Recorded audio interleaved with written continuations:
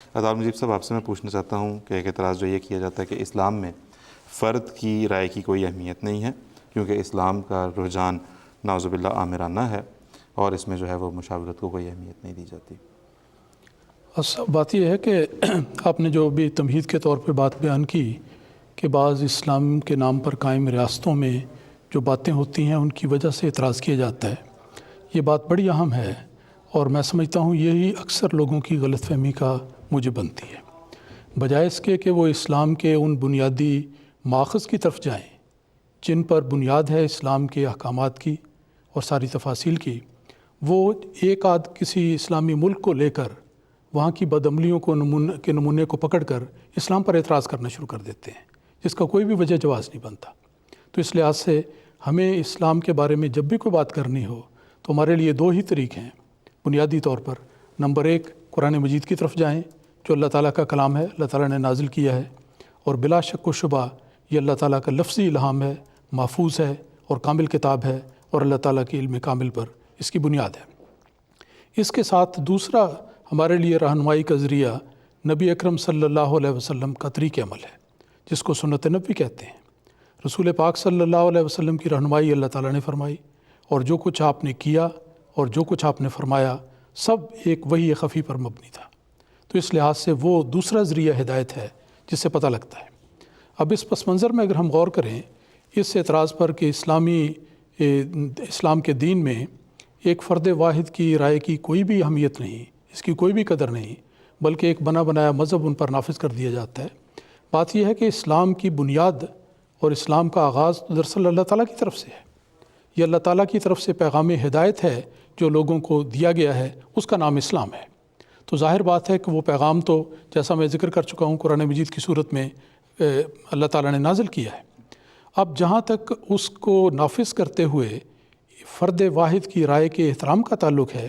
اس کا تعلق اس نظام سے ہے جس کی بنیاد اسلامی میں موجود نظر آتی ہے، اور وہ مشاورت کا نظام ہے۔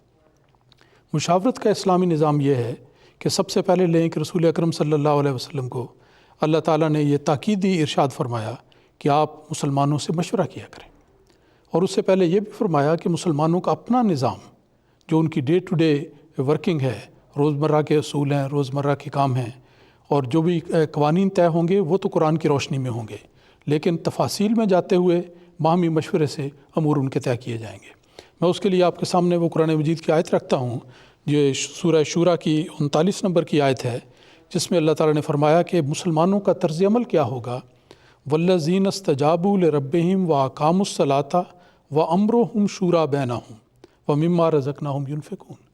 کہ ان میں بنیادی بات یہ ہوگی کہ ان کے باہمی معاملات باہمی مشورے سے طے ہوں گے۔ اور مشورہ کیا ہوتا ہے کہ افراد جماعت، مسلم کمیونٹی کے افراد اکٹھے ہوں، اپنی رائے کا اظہار کریں، پھر باہم مشورے کے ساتھ جو بھی طریق ہوگا اسلامی تعلیم کی روشنی میں وہ طے کیا جائے گا۔ اور یہ ہدایت نبی اکرم صلی اللہ علیہ وسلم کو اللہ تعالیٰ نے دی۔ دوسری آیت ہے سورہ آل عمران کی، جس میں اللہ تعالیٰ نے فرمایا کہ فاعف عنہم واستغفر لہم وشاورہم فی الامر فاذا عزمت فتوکل علی اللہ ان اللہ یحب المتوکلین۔ اس میں دیکھیں شاورہم فی الامر کا جو لفظ بولا گیا ہے، اس میں واضح طور پر بڑی تاکید کے ساتھ نبی پاک صلی اللہ علیہ وسلم کو یہ حکم دیا گیا، ارشاد فرمایا اللہ تعالیٰ نے کہ آپ اپنے ساتھیوں سے مشورہ کریں۔ اور دیکھیں کہ خود رسول پاک صلی اللہ علیہ وسلم کی زندگی میں اس کے نمونے میں نظر آتے ہیں۔ حدیث میں آتا ہے کہ لوگوں میں سب سے زیادہ مشورہ کرنے والا فرد جو تھا وہ خود رسول پاک صلی اللہ علیہ وسلم کی ذات تھی۔ آپ مختلف معاملات میں اپنے صحابہ سے مشورہ کیا کرتے، جب بھی کوئی اہم قومی یا جماعتی کام کرنے والا ہوتا تو آپ ان سے مشورہ لیتے کہ صحابہ سے مشورہ دیا جائے۔ میں چند ایک مثالیں آپ کے سامنے رکھتا ہوں۔ بدر کے موقع پر نبی اکرم صلی اللہ علیہ وسلم نے جگہ کے انتخاب کے سلسلے میں کہ کس جگہ ٹھہر کر ہم نے دشمن کا مقابلہ کرنا ہے، جو دشمن حملہ آور ہے، اس کے بارے میں مشورہ کیا گیا۔ پہلے ایک جگہ کا انتخاب ہوا، ایک صحابی حاضر ہوئے کہ یا رسول اللہ کیا آپ نے یہ اللہ تعالیٰ کی وحی پر کی بنا پر اس جگہ کا انتخاب کیا ہے؟ آپ نے فرمایا کہ نہیں، ایسی تو بات نہیں ہے۔ لیکن اس نے پھر ادب سے عرض کیا کہ یا رسول اللہ اس جگہ کی بجائے اگر ہم دوسری جگہ چلے جائیں تو ہمارے لیے فائدہ رہے گا۔ نبی اکرم صلی اللہ علیہ وسلم نے اس کے اس مشورے کو قبول فرمایا اور جگہ تبدیل کی، اور واقعات نے بعد میں بتایا کہ واقعی وہ جگہ تبدیل کرنا مسلمانوں کے لیے بہت زیادہ مفید تھا، کیونکہ ایسی جگہ تھی جہاں ان کے قدم جم سکتے تھے اور مضبوطی کے ساتھ کھڑے ہو کر وہ دفاع کر سکتے تھے۔ اسی طرح احد کے میدان میں یہ سوال پیدا ہوا کہ مدینے کے اندر رہ کر مقابلہ کیا جائے دشمن کا یا باہر نکل کر۔ رسول پاک صلی اللہ علیہ وسلم کے اپنے ذہن میں ایک ارادہ تھا، لیکن صحابہ سے آپ نے مشورہ کیا، بار بار پوچھا، چنانچہ بالآخر جب مشورہ ان لوگوں کا یہی آیا کہ باہر نکل کر مقابلہ کیا جائے، تو رسول پاک صلی اللہ علیہ وسلم نے اس فیصلے کو قبول فرمایا اور اس کے مطابق عمل ہوا۔ غزوہ خندق کے بارے میں بھی تیسرا ایک مثال آ جاتی ہے۔ اس موقع پر بھی یہ خیال ہوا کہ اب کیا کیا جائے، کیسے دفاع کیا جائے۔ حضرت سلمان فارسی موجود تھے صحابہ میں، انہوں نے مشورہ دیا کہ یا رسول اللہ، ہمارے ملک میں ایران میں تو یہ رواج ہے کہ اپنے علاقے کے باہر ایک خندق کھود لی جاتی ہے، وہ گویا ایک ایسا بیریئر بن جاتا ہے، روک بن جاتا ہے کہ دشمن اس کو کراس کر کے آگے نہیں آ سکتا۔ تو آپ نے اس رائے کو پسند فرمایا۔ تو یہ دیکھیں کہ کتنی مثالیں ہیں کہ رسول اکرم صلی اللہ علیہ وسلم نے قرآن مجید کے اس حکم پر عمل کرتے ہوئے ہمیشہ مشورے کے ساتھ ان امور کو طے کیا۔ لیکن پہلی آیت جو میں نے بیان کی ہے اس میں یہ بات بھی ذکر ہے، فَإِذَا عَزَمْتَ فَتَوَكَّلْ عَلَى اللَّهِ، کہ مشورہ کرنا لازم ہے۔ یہ رسول پاک صلی اللہ علیہ وسلم کی اتباع میں ہر خلیفہ، ہر اسلامی حکمران کا فرض بنتا ہے کہ مشورہ ضرور کرے۔ لیکن جس کو اللہ تعالیٰ کی رہنمائی ملتی تھی، نبی اکرم صلی اللہ علیہ وسلم، آپ کو اللہ تعالیٰ نے فرمایا فَإِذَا عَزَمْتَ فَتَوَكَّلْ عَلَى اللَّهِ، کہ اللہ تعالیٰ کی رہنمائی کے نتیجے میں جب ایک فیصلہ کر لیں تو پھر آپ فیصلے پر مضبوطی سے قائم ہو جائیں، پوری طرح اللہ پر توکل کریں اور اللہ تعالیٰ آپ کا مددگار ہوگا۔ ایک اور مثال بھی انفرادی مشورے کی ذہن میں آتی ہے، وہ یہ ہے کہ جس وقت صلح حدیبیہ ہوئی اور ایسی شرائط طے کر لی گئیں جن کو سن کر صحابہ آئے تو تھے اس نیت کے ساتھ اپنی قربانیاں لے کے کہ ہم نے جا کے حج ادا کرنا ہے، قربانی کرنی ہے، لیکن جب ایسی شرائط مجبوراً طے کرنی پڑی کہ اس سال حج نہیں ہوگا، چلے جائیں اور پھر اگلے سال آئیں اور اتنی مدت رہیں، اور بعض ایسی شرائط تھیں، تو صحابہ کے دل پہ بہت گراں گزرا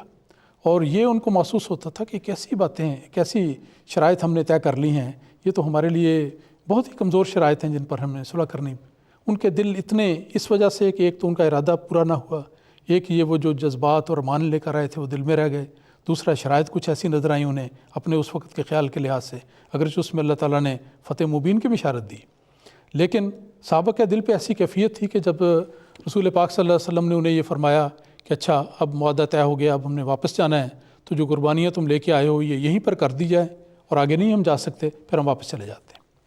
اب عجیب بات ہے کہ وہ صحابہ کرام جو رسول پاک صلی اللہ علیہ وسلم کے ہر ارشاد پر فوراً لبیک کہتے تھے اور فوراً آپ کے ارشاد پر اپنا خون بہانے کے لیے تیار ہو جاتے تھے، ہر قربانی کے لیے تیار ہو جاتے تھے، وہ صحابہ ارشاد سن کر کچھ ایسے غم کے مارے بیٹھے ہوئے تھے کہ حرکت کوئی نہ نظر آئی، اور یہ بات بڑی حیرت کی محسوس ہوئی رسول پاک صلی اللہ علیہ وسلم کو کہ عجیب بات ہے، اس وقت کوئی حرکت نظر نہیں آتی۔ اس موقع پر آپ کی زوجہ مطہرہ حضرت ام سلمہ رضی اللہ تعالیٰ عنہ نے مشورہ دیا کہ یا رسول اللہ، یہ صحابی آپ کے فدائی ہیں، آپ کے اشاروں پر قربان ہونے والے ہیں، لیکن اس وقت ان کے جذبات کی کیفیت ایسی ہے کہ ان میں کوئی حرکت نظر نہیں آتی، خدا نخواستہ یہ کوئی نافرمانی والی بات نہیں ہے۔ اور انہوں نے دیکھیں ایک عورت ذات نے کتنا، حضرت صلی اللہ علیہ وسلم کی زوجہ مطہرہ تھی، یہ کتنا شاندار مشورہ دیا کہ یا رسول اللہ آپ چھری لیں، آپ سب سے پہلے اپنی قربانی خود قربان کریں، پھر دیکھیں کیا ہوتا ہے۔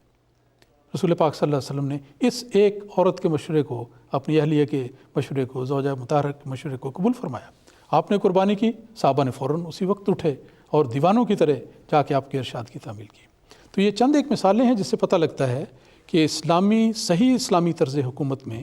ایک فرد کی رائے کا احترام کیا جاتا ہے، رائے لی جاتی ہے، مشورے کا طریق ہوتا ہے، اور مشورے کو بہت زیادہ بابرکت طریق قرار دیا گیا ہے معاملات کے طے کرنے کے لحاظ سے۔ تو اسلام ایسا مذہب نہیں ہے کہ بس صرف احکامات دے دیے گئے اور جو معاملات باہمی امور کے طے ہونے والے ہیں اس میں مشورہ نہیں کیا جاتا، بلکہ مشورہ کیا جاتا ہے، اور یہ اسلامی طرز حکومت کا ایک لازمی رکن ہے، اور مجلس شورا ایک مستقل انتظام ہے اسلامی نظام حکومت میں جو ہمیشہ جاری رہنا چاہیے، اور جہاں جہاں اسلامی طرز پر جماعتیں قائم ہوں اور نظام قائم ہوں وہاں یہ سلسلہ بھی ہمیں ان کے ساتھ ساتھ نظر آتا ہے۔ جی، بہت بہت شکریہ مولانا طارق مجیب صاحب۔